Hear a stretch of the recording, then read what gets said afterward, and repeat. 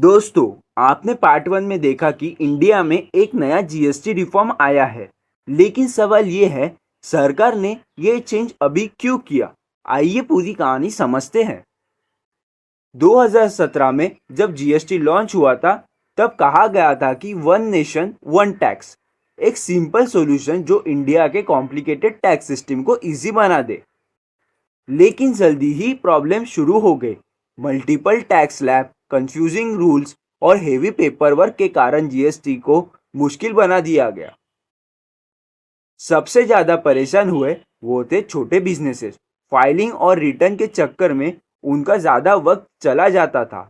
Growth पे ध्यान कम हो पाता था। कंज्यूमर भी खुश नहीं थे। डेली इसेंशियल्स सस्ते होने का जो प्रॉमिस था, वो रियलिटी में दिखा ही नहीं। तभी सरकार ने रियलाइज किया सिस्टम को अपडेट करना जरूरी है, और इसी से शुरू हुआ जीएसटी रिफॉर्म 2025 में। रिफॉर्म के 5 बड़े रीजन। पहला रीजन, सिंप्लीफिकेशन। ज्यादा स्लैब्स ने सिर्फ कंफ्यूजन क्रिएट किया।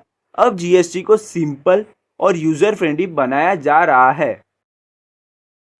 दूसरा रीजन, इकोनॉमी को बूस्ट करना। इसेंशियल्स पर कम टैक्स का मतलब ही है कि लोग ज्यादा खरीदेंगे, बिजनेसेस ज्यादा बेचेंगे और नए जॉब्स भी क्रिएट होंगे। तीसरा रीजन, रेवेन्यू बढ़ेगा। पहले लूपहोल्स और फेक बिलिंग के वजह से पैसा लीक हो जाता था। अब नया रूल्स उन गैप को बंद करना है। चौथा reason, digital push. E invoicing और एआई मॉनिटरिंग से सिस्टम बनेगा ट्रांसपेरेंट और टैक्स इवेजन मुश्किल हो जाएगा।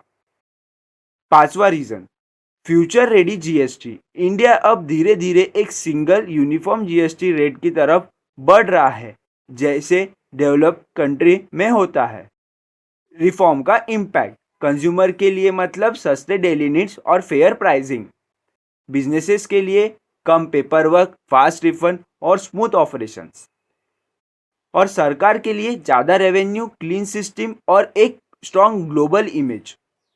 तो दोस्तों, ये जीएसटी रिफॉर्म सिर्फ एक टैक्स चेंज नहीं है, ये एक नया कदम है, एक सिंपल और एक स्ट्रॉन्ग इकोनॉमी के तरफ। आपको क्या लगता है, अब जीएसटी इजी हो रहा है? कमेंट्स में ज़रूर बताएं और मेरे चैनल को सब्सक्राइब करें।